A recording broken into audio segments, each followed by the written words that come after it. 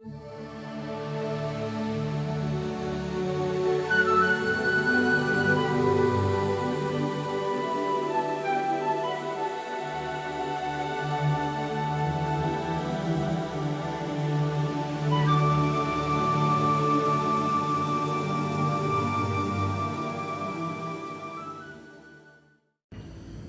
Rema yang terkasih, hari ini Rabu 31 Maret.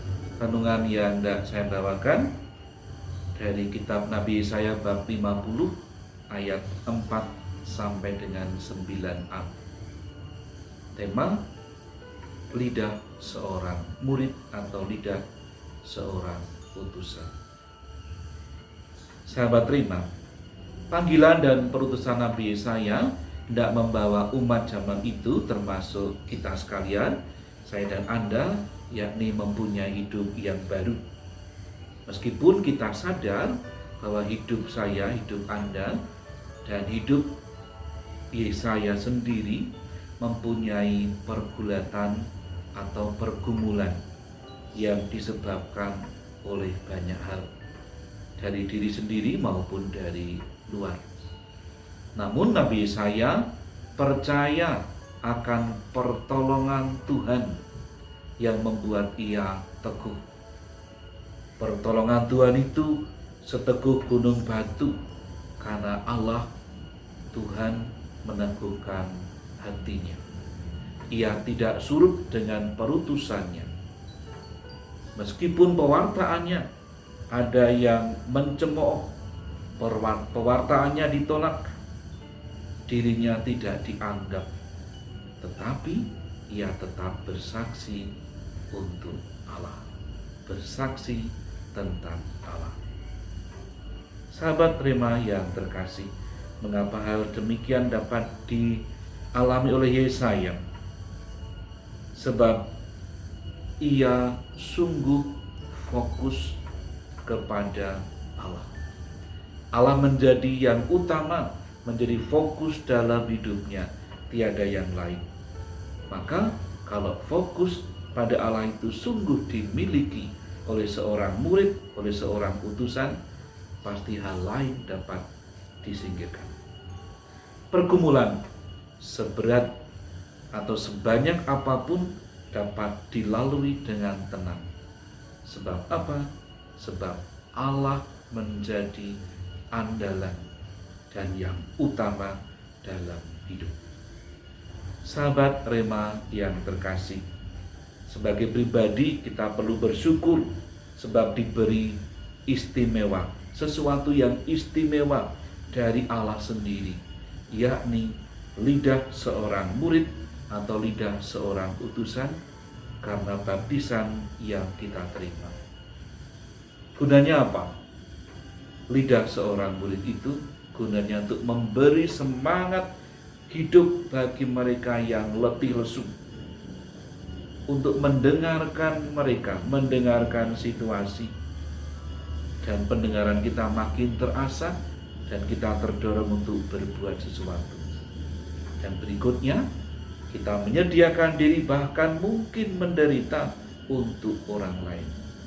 Inilah yang disebut dengan spiritualitas seorang murid atau seorang utusan, yakni hidupnya melulu untuk Allah dan sesama.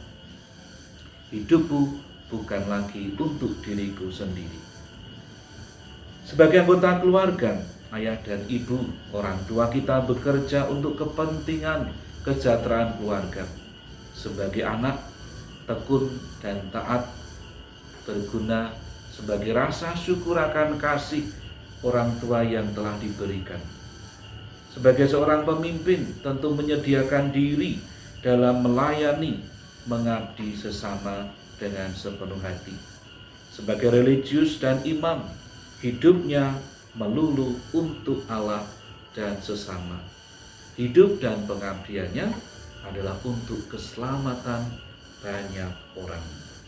Dengan kata lain, seorang murid atau seorang utusan membuat hidup sesamanya makin bermartabat dengan cara bicara kita, dengan cara bekerja kita, cara berelasi kita. Dan di dalamnya tentu ada pengorbanan. Dan pengorbanan itu tidak pernah sia-sia. Sebab apa? Sebab pengorbanan yang kita lakukan, kita dasarkan pada kepasrahan dan kepercayaan kepada Allah.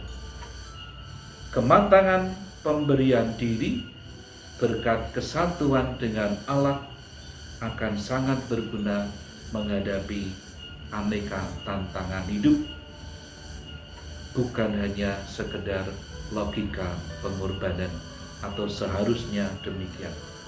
Namun percaya, pasrah, dan bersatu dengan Allah akan membuat kita teguh mewujudkan panggilan istimewa seorang murid dan seorang utusan.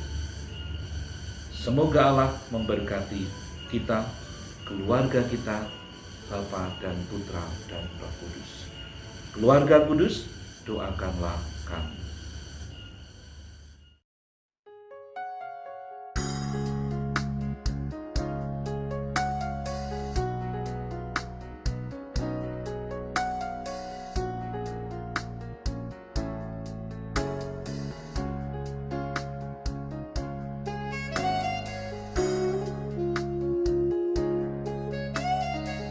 Sahabat Rema, sampai jumpa dalam program berikutnya.